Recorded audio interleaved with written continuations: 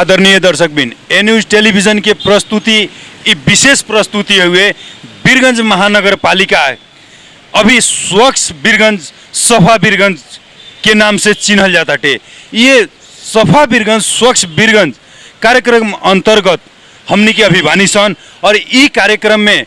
वीरगंज नगर वासी लोग से हमनी के जाने के चाहेम सन कि वीरगंज के अवस्था के अभी का बाटे, वीरगंज में सफाई कितना बाटे,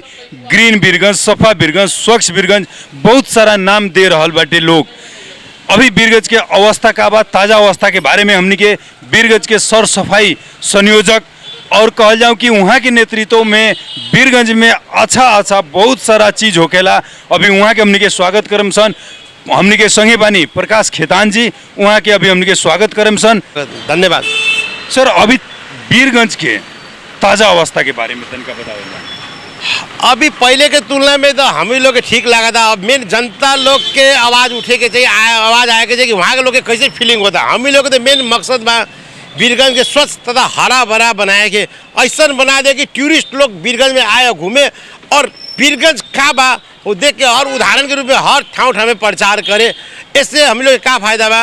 हरा भरा स्वच्छ भी रही, आर्थिक स्थिति भी उन्नति हुई और एगो नाम भी हुई। अभी एगो मने वीरगंज के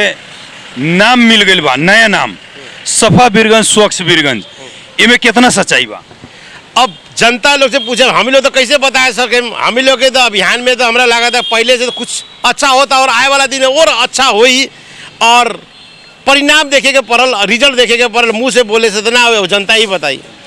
जनता लोग भी अभी हमनी के जितना कोशिश करता इंसान, जितना जानता नहीं सन, जनता लोग के भी बड़ा बढ़िया रिजल्ट बाटे कि मेयर साहब आनी हाँ। तब से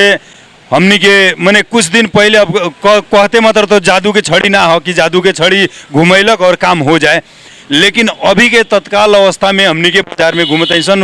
यहाँ के जे सर्वसाधारण लोग बा वो लोग से भी जानता नहीं सन, पूछता नहीं सन और रोड के रूप हमनी के आज देखता नहीं सन। जो एक साल पहले रहे उमें बहुत ही परिवर्तन बाटे। ये परिवर्तन करे में रउआ लोग के कितना मेहनत हो रहा बा? देखिए हम ही लोग तो 10 साल से लागल बानी सन। हम ही लोग अभियान में जैसे कि पहले सपोर्ट ना मिले था, अभी फुल फ्लेज में महानगर पालिका हम ही लोग सपोर्ट करता। अब मेरे साहब जब से हम ही लोग संयोजक बनाल बा, हम ही लोग दिन रात एगो है सपना बा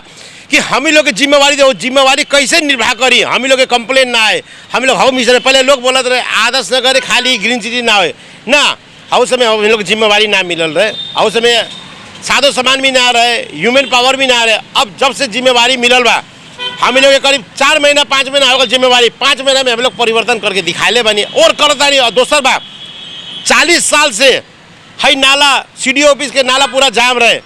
और मैं चेन के डोजर खोजत हम लोग 4 साल हैरान हो गए नहीं। लेकिन मेरे साहब के हम लोग बोले कि चेन के डोजर चाहिए तो हम लोग व्यवस्था करके चेन के डोजर भी लगा नहीं। अभियान भी साफ आता कि है बरसात सीजन में प्राय आधे समय में पानी ना लागो। अब प्राकृतिक के देर में लाग जाए भी तो लेकिन मूवमेंट फास्ट हो, जाम क्लियर रही जो 2 दिन भर लागत रहे जाए में वो 2 घंटा में क्लियर हुई। और हम लोग के विचार बा है 1 से लेकर 32 वार्ड तक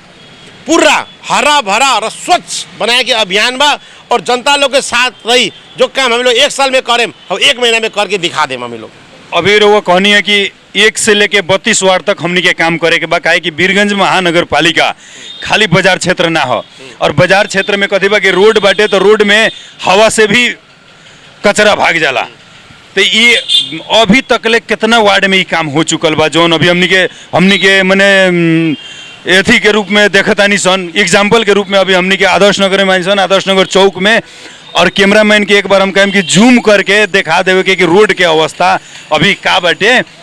ये अवस्था जोन आइल बाटे ये खाली वीरगंज में हमनी के शहरी क्षेत्र में नहीं खे, शहरी क्षेत्र के बाहर भी हमनी के महानगर बा, ओमे ये जो सफा वीरगंज, स्वच्छ वीरगंज के अभियान बा वो कितना काम कर रहा है? अब देखिए पहले तो डस्ट के शहर रहे, अभी देखिए बुरमर भी रोज 5 घंटा 6 घंटा बुरमर चला था कि डस्ट आने वाला।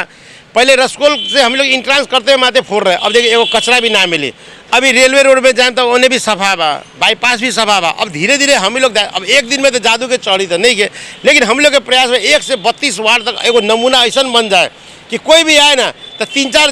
दिन स्टे भी करे, होटल भी चले, आर्थिक स्थिति भी सुधरे और हरा भरा अच्छा रहे, लोग के मन के एगो शांति मिले। प्रकृति और प्रगति साथ में चले के चाहिए, जहाँ प्रगति हुई वहाँ प्रकृति के भी विकास हुई। दोनों साथ में लेकर जाए तो हम लोग के शहर बहुत अच्छा हो जाए।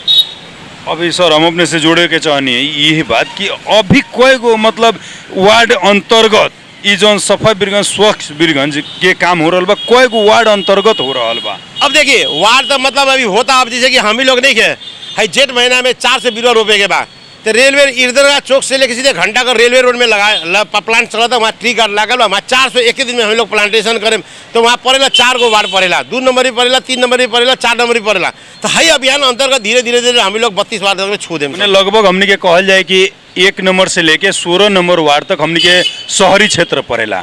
और 17 से 32 वार्ड जौन बाटे वो ग्रामीण क्षेत्र पड़ेला। तो ग्रामीण क्षेत्र में अभी का हो रहा बा? देखिए ग्रामीण क्षेत्र में तो अभी इंटरनल हम नहीं गई नहीं लेकिन वहाँ सर सफाई के हिसाब से 32 को नाइके बा नाइके लोग से हम लोग के बात होता था नाइके लोग के हम लोग रिपोर्टिंग आता कोई भी एगो भी गंदा ना मिले तो वहाँ भी अपन तरीका से लागल बालन सन और फिर नगर पालिका ऐप भी चालू करल बा सफा नेपाल करके अपने के जहाँ गंदा लगी वहाँ फोटो खींच के तुरंत भेजी वहाँ टोली जाता और तुरंत सफा करके आई क्योंकि जनता के भी जागरूक होके पड़ल एकले तो संभव नहीं के बूंद बूंद से तालाब भरेला हाथ में हाथ मिला के चले के बड़ी कंधा में कंधा मिला के चली तब जाके हम ही लोग बीरगंज के कुछ कर सके अकेले के प्रयास से तो ना हुई अकेले अगर करें तो शहरी क्षेत्र और गांव के भी लोग गांव के भी वार्ड सब मिल के चली तो हम लोग बहुत जल्दी है ये सब हम लोग सक्सेस हो जाए हम सब। अभी हमनी के मेयर साहब के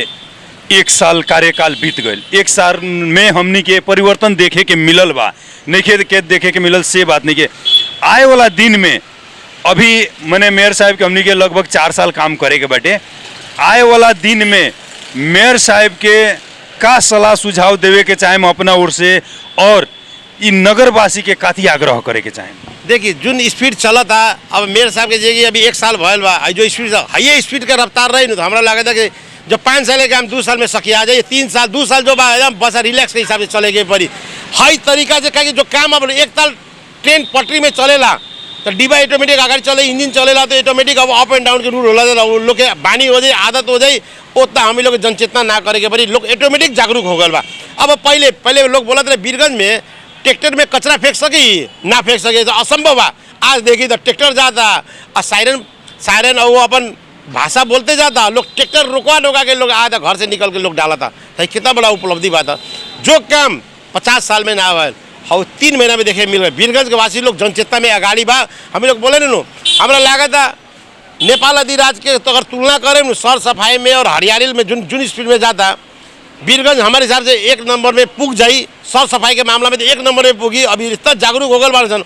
हम ही लोग कभी गलती से चॉकलेट के फेंक देता नहीं तो हम लोग टोक देता है तो क्या फेंका तारा तो एगो हम ही लोग के भी मन में खुशी लगा था हम लोग भी टोके वास्ते हम लोग दूसरा के टोके नहीं लेकिन दूसरे जना हम ही लोग टोके ला खुशी के बात बागा तो हमारे इस तरीका से चल रहे काम विकास के 2 साल में ही 5 साल का 2 साल में ही पूरा रह जाए विकास के काम ना रही और जहाँ तक हमारा लागत था। आम जनता के कथी आग्रह करे के चाहे कि अभी तक ले जितना वहाँ लोग में जागरूकता आयल बटे एकरा आगे ऐसे ही जागरूकता रहो कि काथी रो आग्रह करे के चाहे आम जनता के है आगे हम लोग बाल बच्चा के सिखाए नहीं जो हम ही लोग सीखें हरा भरा स्वास्थ्य हरा भरा सुंदर हो हवे बच्चा लोग ग्रहण करी हवे बच्चा लोग एगो डिसिप्लिन अनुशासन सीखी हवे अनुशासन के अनुसार अगर चलते जाए